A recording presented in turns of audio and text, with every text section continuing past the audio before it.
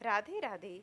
जय श्री हरि कृष्णा। प्रिय भक्तों, जैसे कि आप सभी को पता है, कार्तिक का महीना भगवान श्री हरि विष्णु को अत्यंत प्रिय है, जहाँ दीपक की एक एक लो भक्तों की हर मनोकामना पूरी करने का वचन देती है। लेकिन क्या आप जानते हैं, एक समय कार्तिक मास के महत्व को छोटे से चीड़ा चीड़ी ने पूरी दुनिया को समझाया। इसमें एक साधारण से चीड़ा चीड़ी ने भगवान को भी अपनी भक्ति में झुका लिया। आइए सुनते हैं इस पौराणिक और दुर्लभ कथा को। इस कहानी को कार्तिक मास की पूर्णिमा से अगले दिन प्रतिपदा यानी पड़वा को सुनाया जाता है। इस कहानी में कार्तिक पूर्णिमा के अगले दिन पड़वा को आटे से घर में बनाते हैं। चिड़ा और चिड़ी बनाकर घर के बीचों बीच रखते हैं, उन्हें कपड़े पहनाते हैं और आटे के सभी सामान बनाकर घर का सारा सामान रखते हैं। चिड़ा और चिड़ी की खील पतासों का भोग लगाते हैं। इस दिन खिचड़ी बनाते हैं और आम का अचार रखकर ठाकुर जी को भोग लगाकर खुद भी प्रसाद खाते हैं। एक बार की बात है, 4 चिड़ियाँ थीं। वह चारों ही कार्तिक का स्नान करती थी। पड़वा के दिन उन्होंने सोचा कि खिचड़ी बनाते हैं। सभी ने मिलकर घी, चावल तथा दाल का जुगाड़ किया तथा खिचड़ी बनाई। सबने सोचा कि सबसे पहले नहाकर आते हैं, फिर खिचड़ी खाएंगे। पहले एक चिड़िया नहाकर आ गई, बाकी नहीं आई। उसे भूख लगी थी तो उसने खिचड़ी की भाप खा ली।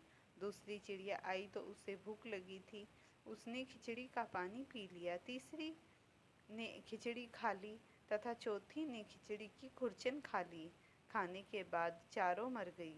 जिस चिड़िया ने भाप खाई थी वह राजा के घर राजकुमारी के रूप में पैदा हुई। जिस चिड़िया ने खिचड़ी का पानी पिया था वह कुम्हार के घर पैदा हुई। जिसने खिचड़ी खाई थी वह ब्राह्मण के घर में जन्म लेती है और जिसने खुरचन खाई थी वह हथनी के रूप में जन्म लेती है। कुम्हार की लड़की राजा के यहाँ दासी बन गई। ब्राह्मण की लड़की राजकुमारी की सहेली बनी। हथनी भी राजा के यहाँ आ गई। राजकुमारी बनी चिड़िया को पिछले जन्म की सभी बातें याद थी। राजकुमारी का विवाह हुआ तो उसने राजा से कहा कि मैं अपने इस दासी और अपनी सहेली को भी ससुराल ले जाऊंगी। तो राजा ने कहा, ठीक है, ले जाना। राजकुमारी फिर भी नहीं गई तो राजा ने पूछा, तब उसने कहा कि मेरे साथ इस हथनी को भी भेज दो। लेकिन हथनी जाने को उठी ही नहीं। तब राजकुमारी उसके कान में पिछले जन्म की सारी बातें कह देती है, जिसे सुनकर हथनी अब उठ जाती है। राजा यह देख रहा था और उसने तलवार निकालकर राजकुमारी से कहा कि सच बता, तू कौन है, नहीं तो मैं तेरा सर काट दूंगा। राजकुमारी ने राजा को सभी बातें बता दी। पिछले जन्म की सभी बातें सुनकर राजा बोला कि यदि तुम स्नान का इतना महत्व बताती हो, तब हम भी जोड़े से कार्तिक नहाकर दान पुण्य करेंगे। हिंदू पंचांग के अनुसार यह महीना बड़ा ही पवित्र बताया जाता है, जिसमें भगवान विष्णु तथा देवी लक्ष्मी की पूजा की जाती है। इस कहानी को पूर्णिमा के बाद प्रतिपदा तिथि को सुनाया जाता है और आटे के चीड़ा चीड़ी को समर्पित किया जाता है। भगवान श्री कृष्ण का प्रसाद के अनुसार एक बुढ़िया ने व्रत को पूरा करने के बाद भगवान श्री कृष्ण स्वयं खिचड़ी का प्रसाद खाकर जाते हैं। यह कहानी कार्तिक मास के धार्मिक महत्व और भक्ति के प्रकाश पर प्रभाव डालती है। इससे पता चलता है कि धार्मिकता से ही संपूर्ण चीज़ें मिल जाती हैं। जिस प्रकार चिड़िया ने व्रत किया और चिड़िया को उसका फल मिला, उन्हें पिछले जन्म के स्नान ध्यान करने से ही अपने पूर्व जन्म की सब कुछ बातें याद थी, क्योंकि उन्हें पता था कि तुमने पूर्व जन्म में एक चिड़िया बनकर स्नान किया था।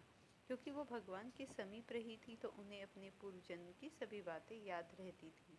इसीलिए जो भी भगवान की बातों में, उनकी भक्ति में लगा रहता है, उसे अपने इहलोक और परलोक की समस्त बातें याद रहती हैं और वह भगवान की भक्ति करता हुआ अंत में भगवान के सम्मुख उनके श्री धाम को जाता है। इसीलिए सभी मनुष्यों को भगवान की भक्ति और पूजा अवश्य ही करनी चाहिए। ऐसा करने से उनके दोनों लोग संवर जाते हैं।